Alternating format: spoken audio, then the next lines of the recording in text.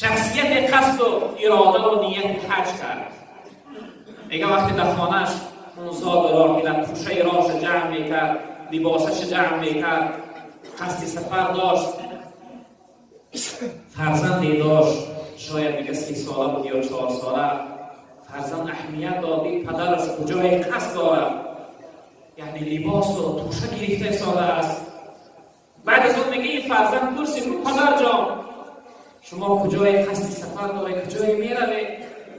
بله فرزند من بله قصد سفر دارم، نیتی یعنی زیارت خانه خدا، من خانه خدا میروم. این فرزند میگه پرسید پدر جان شما خانه خدا میروی؟ بله فرزند خانه خدا میروم. آیا او خدا در خانه‌اش است؟ بله فرزند من زیارت پروردگار میروم، زیارت الله میروم. یعنی جوابی کودکانه گرداند. به خاطر قناعتمند شدن فرزندش جوابی کودکانه برای فرزند شد. بله فرزند من زیارت خدا میروم، من خانه خدا پروردگار زیارت میروم. این کودک میگه وقتی این سخن از پدر شنید، این کودک هم پدر جان منم دوست می‌دارم که پروردگار زیارت کنم، منم همراه شما زیارت خدا میروم، منم همراه خدا رو. پدر این فرزندم بود.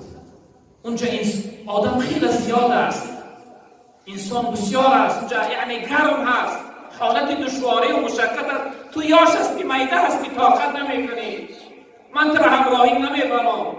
این فرزند میگه بسیار زعم کرد، گریه کرد، یعنی جهل کرد. ای پدر من همراهی شما میروم، من همراهی کنم، منم دوست میدارم که پروردگار را زیارت کنم.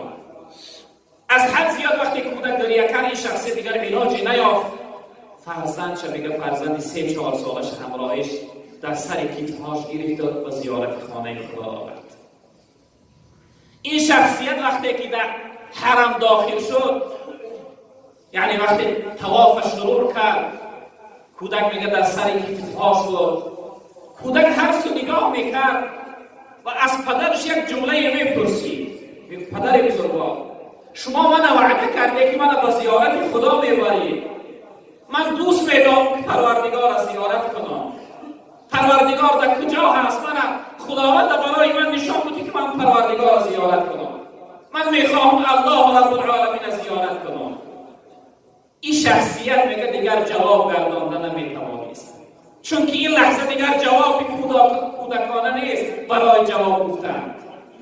کودک گریه میکرد، هر سو نگاه میکرد، میگه پدر بزرگوار من دوست میدارم که الله رب العالمین را زیارت کنم. این شخصیت طواف وقتی بود کرد، 2 رکعت نماز خواند، در قعده نشست، کودکش در برش بود. کودک شلپر شده بود، میگه سر در بالای زانوی پدر گذاشت. این لحظه شخصیت میگه از بالا یک صدای، یک ندای در گوشش میرسید. میگه ای فلانی شما قصد کرده، نیت کرده که بیای خانه کعبه را زیارت کنی و بگرده بروی.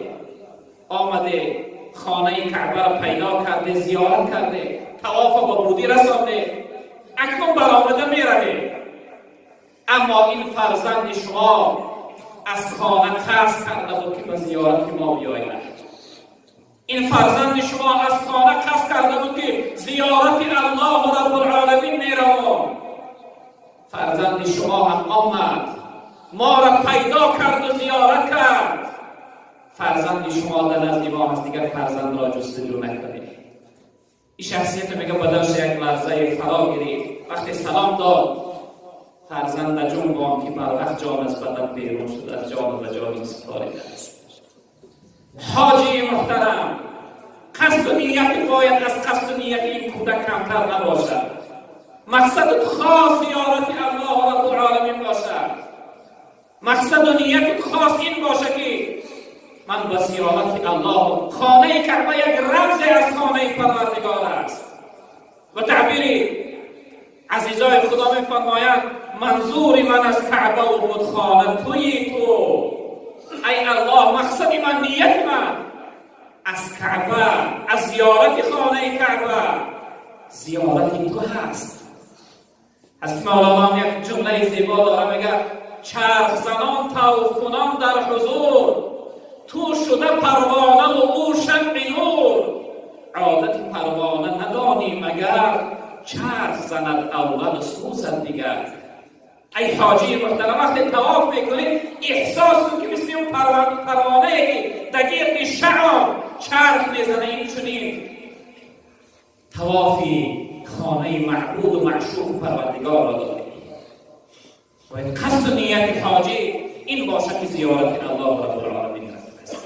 قصد حاجی این باشه که برای ادا و بجا آوردن یکی از فریضه های الهی، یک امرهای پروردگار است. خیلی هوشیار باشید. سفر حج این عبادتی است که هم عبادت مالی است هم عبادت بدنی. ما دو نوع عبادت داریم.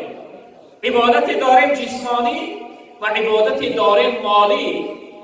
حج عبادتی است که جمع این عبادت ها هست. هم انسان مال صرف میکنه، یعنی پول صرف میکنه میدهه، هم با جسم و بدنش حرکت میکنه.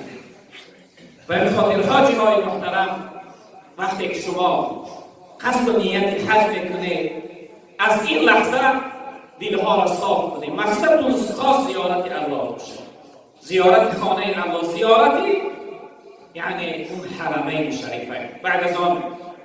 بعد از زیارت حج شما با زیارت جناب پیامبر صلی الله علیه وسلم یعنی به مسجد الحرام میروید، به مسجد جناب پیامبر مسجد نبوی به مدینه منوره میروید.